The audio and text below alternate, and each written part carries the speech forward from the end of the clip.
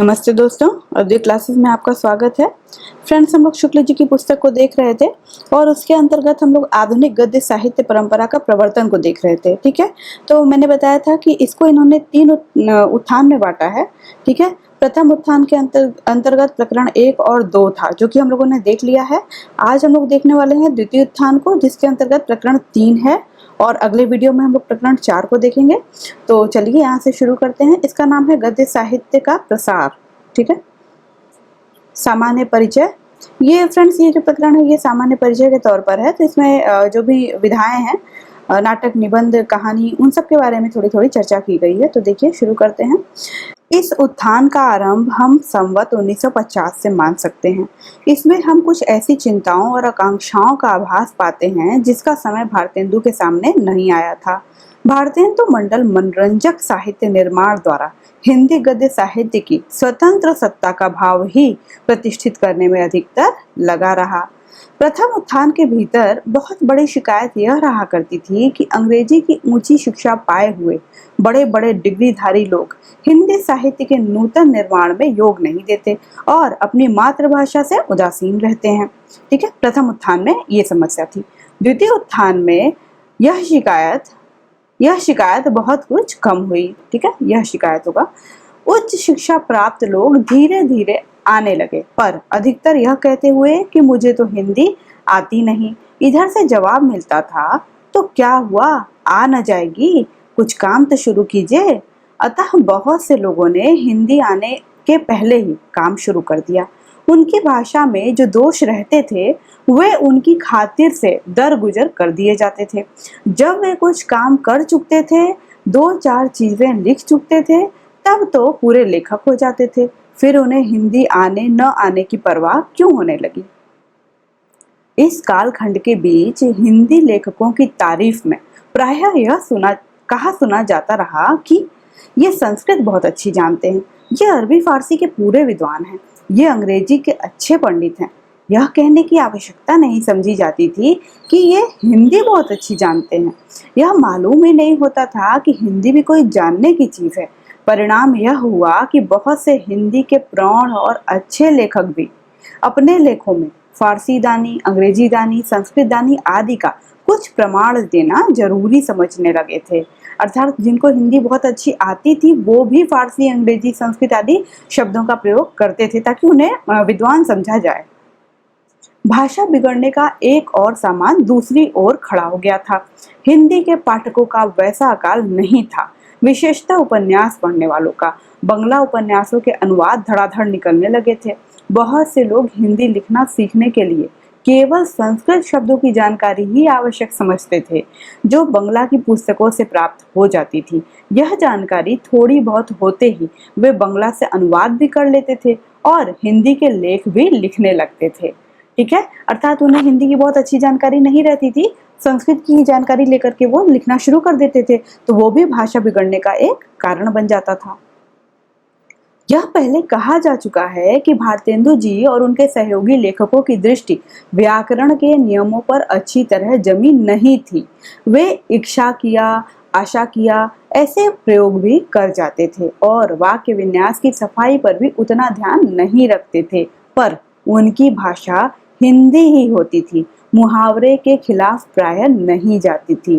पर द्वितीय उत्थान के भीतर बहुत दिनों तक व्याकरण की शिथिलता और भाषा की रूप हानि दोनों साथ साथ दिखाई पड़ती रही। व्याकरण के व्यतिक्रम और भाषा की स्थिर स्थिति पर थोड़े ही दिनों में कोप दृष्टि पड़ी, पर भाषा की रूप हानि की ओर उतना ध्यान नहीं दिया गया। पर जो कुछ हुआ वही बहुत हुआ और उसके लिए हमारा हिंदी साहित्य पंडित महावीर प्रसाद द्विवेदी का सदा ऋणी रहेगा। व्याकरण की शुद्धता और भाषा की सफाई के प्रवर्तक द्विवेदी जी ही थे। सरस्वती के संपादक के रूप में उन्होंने आई हुई पुस्तकों के भीतर व्याकरण और भाषा की अशुद्धियां दिखाकर लेखकों को बहुत कुछ सावधान कर दिया। यद्यपि कुछ हठी और अनाड़ी लेखक अपनी भूलों और गलतियों का समर्थन तरह तरह की बातें बनाकर करते रहे, पर अधिकतर लेखकों ने लाभ उठाया और लिखते समय व्याकरण आदि का पूरा ध्यान रखने लगे। गद्य की भाषा पर द्विवेदी जी के इस शुभ प्रभाव का स्मरण जब तक भाषा के लिए शुद्धता आवश्यक समझी जाएगी तब तक बना रहेगा। तो फ्रेंड्स, ये लाइन एग्जाम में आई हुई लाइन है कि शुक्ल जी ने ये बात किसने कही है? महावीर प्रसाद द्विवेदी जी के संबंध में। व्याकरण की ओर इस प्रकार ध्यान जाने पर कुछ दिनों व्याकरण संवर्धनी बातों की चर्चा भी पत्रों में अच्छी चली। विभक्तियां शब्दों को मिलाकर लिखी जानी चाहिए या अलग, इसी प्रश्न को लेकर कुछ काल तक खंडन मंडन के लेख जोर शोर से निकले। इस आंदोलन के नायक हुए थे पंडित गोविंद नारायण जी मिश्र, जिन्होंने विभक्ति विचार नाम की एक छोटी सी पुस्तक द्वारा हिंदी के विभक्तियों को शुद्ध विभक्तियां बताकर लोगों को उन्हें मिलाकर लिखने की सलाह दी थी। तो गोविंद नारायण का ये विभक्ति विचार पुस्तक है, ध्यान में रखना है। इस द्वितीय उत्थान में जैसे अधिक प्रकार के विषय लेखकों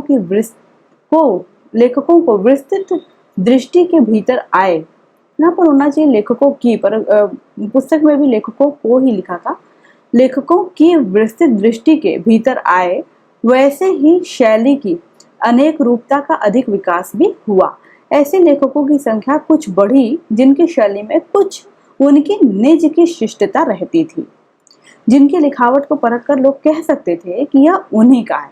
ठीक है, ऐसे लोगों की जो संख्या थी थोड़ी बढ़ी कि उसको देखकर पहचाना जा सकता था कि ये उन्होंने ही लिखा है। साथ ही वाक्य विन्यास से अधिक सफाई और व्यवस्था आई, विराम चिन्हों का आवश्यक प्रयोग होने लगा, यानी कि द्विवेदी जी के कहने के बाद ये सारी चीजें होने लगी। बंगला के उत्कृष्ट सामाजिक, पारिवारिक और ऐतिहासिक उपन्यासों के लगातार आते रहने से रुचि परिष्कृत होती रही, जिससे कुछ दिनों की तिलिस्म, एयारी और जासूसी के उपरांत उच्च कोटि के सच्चे उपन्यासों की मौलिक रचना का भी दिन ईश्वर ने दिखाया। अर्थात जो पहले उपन्यास लिखे जाते थे वो तिलिस्मी, एयारी और जासूसी से संबंधित लिखे जाते थे। ठीक है, जैसा हम लोगों ने देखा था, पिछले वीडियो में देखा था हम लोगों ने, देवकी नंदन खत्री का और गोपाल राम गहमरी लिखते थे जासूसी से संबंधित उपन्यास। तो वही यहाँ पर कहा जा रहा है कि इस तरीके के उपन्यास अब कम लिखे जाने लगे, उसकी जगह पर सामाजिक, पारिवारिक और ऐतिहासिक उपन्यास लिखे जाने लगे, यानी कि ऐसे उपन्यास ज्यादा अच्छे माने जाते हैं या साहित्य की दृष्टि से उत्तम कोटि के माने जाते हैं। नाटक के क्षेत्र में वैसी उन्नति नहीं दिखाई पड़ी। बाबू राधा कृष्ण दास के महाराणा प्रताप या फिर राजस्थान केसरी की कुछ दिन धूम रही और उसका अभिनय भी बहुत बार हुआ। ठीक है, तो ये एक इम्पॉर्टेंट इनका नाटक है राधा कृष्ण दास का महाराणा प्रताप। बंगला के नाटकों के कुछ अनुवाद बाबू राम कृष्ण वर्मा के बाद भी होते रहे, पर उतनी अधिकता से नहीं जितनी अधिकता से उपन्यासों के, यानी कि उपन्यासों के अनुवाद ज्यादा हुए नाटकों की तुलना में। निबंधों की ओर यद्यपि बहुत कम ध्यान दिया गया और उसकी परंपरा ऐसी न चली कि हम 5-6 उच्च कोटि के निबंध लेखकों को उसी प्रकार झट से छांट कर बता सकें जिस प्रकार अंग्रेजी साहित्य में बता दिए जाते हैं। फिर भी बीच बीच में अच्छे और उच्च कोटि के निबंध मासिक पत्रिकाओं में दिखाई पड़ते रहे। इस द्वितीय उत्थान में साहित्य के एक एक अंग को लेकर जैसी विशिष्टता लेखकों में आ जानी चाहिए थी, वैसी विशिष्टता न आ पाई। तो फ्रेंड्स, जो हम लोग निबंध की वीडियो देख रहे हैं, अगर आप उसको आप लोगों ने देखा होगा तो उसके अंतर्गत वास्तव में जो महावीर प्रसाद द्विवेदी जी का जो काल है उसके अंतर्गत बहुत कम निबंध लेखक रखे गए हैं, कुछ ही हैं, 3-4 के ही नाम है उसमें, तो कम ही लेखक निबंध में उस वक्त थे जो अच्छा लिखते थे। किसी विषय में अपनी सबसे अधिक शक्ति देख उसे अपनाकर बैठने की प्रवृत्ति बहुत कम दिखाई दी। बहुत लेखकों का यह हाल रहा कि कभी अखबार नवीसी करते, कभी उपन्यास लिखते, कभी नाटक में दखल देते, कभी कविता की आलोचना करने लगे और कभी इतिहास और पुरातत्व की बातें लेकर सामने आते। ऐसी अवस्था में भाषा की पूर्ण शक्ति प्रदर्शित करने वाले गुण गंभीर निबंध लेखक कहाँ से तैयार होते?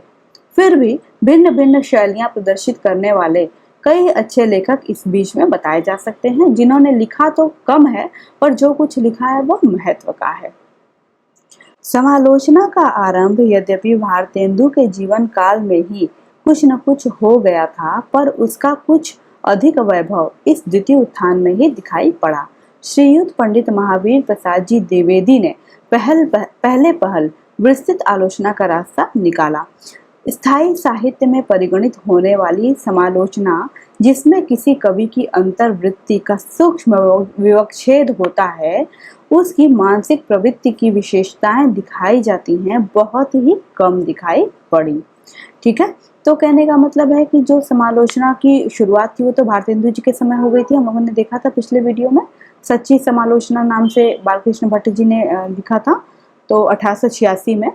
उसके बाद ये जो आगे बढ़ा वो द्विवेदी जी के समय में आकर के वो और विस्तार उसने पाया, लेकिन उसमें भी जो सूक्ष्म जो व्यवच्छेद होना चाहिए था, जो लेखक की मानसिक जो प्रवृत्ति थी, उन सब चीज़ों के बारे में चर्चा नहीं होती थी। ठीक है, खाली जो लेख थे उसकी क्या कमी है और क्या थोड़ी बहुत उसकी गुण दोष को ही बता दिया जाता था। साहित्यिक मूल्य रखने वाले 3 जीवन चरित्र महत्व के निकले। पंडित माधव प्रसाद मिश्र जी का था विशुद्ध चरितावली, जो कि इन्होंने स्वामी श्रद्धानंद का जीवन चरित्र लिखा था। ठीक है, विशुद्ध चरितावली याद रखना है, माधव प्रसाद मिश्र जी का है। तथा बाबू शिवनंदन सहाय का, इन्होंने लिखा था हरिश्चंद्र का जीवन चरित्र, गोस्वामी तुलसीदास जी का जीवन चरित्र और चैतन्य महाप्रभु का जीवन चरित्र।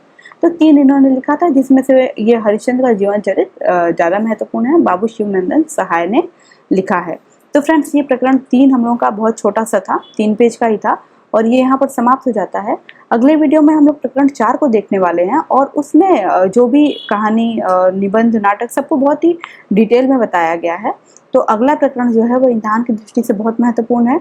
तो प्लीज़ आप हमारे चैनल पर बने रहें। सुनने के लिए धन्यवाद।